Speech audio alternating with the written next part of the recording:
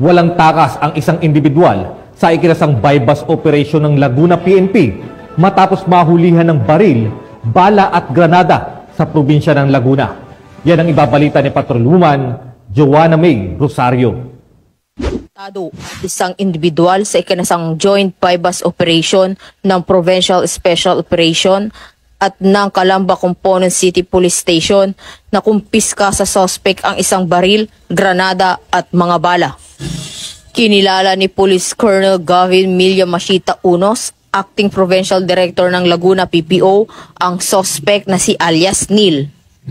Nagkasama mga operatiba ng Provincial Special Operation Unit ng Laguna PPO kasama ang mga personnel ng Calamba Component City Police Station sa Barangay Palo Alto, Calamba City, Laguna na nagresulta sa pagkakaaresto ni alias Neil matapos magbenta ng isang unit ng caliber 38 na baril na may lamang 6 na bala sa isang pulis na nagpanggap bilang pusher buyer kapalit ang bypass money. Samantala, nakumpiska din sa sospek ang isang granada.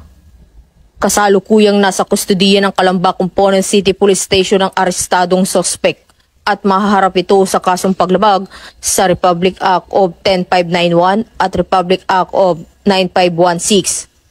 Pinabati ko ang buong kapulisan ng Laguna for a job well done.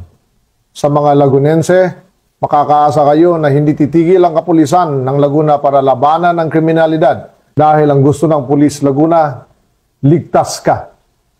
Mula dito sa Calabarzon, ako ang inyong Police News Network Correspondent, Patrolwoman Joanna May Rosario, alagad ng batas, tagataguyod ng balitang pulis.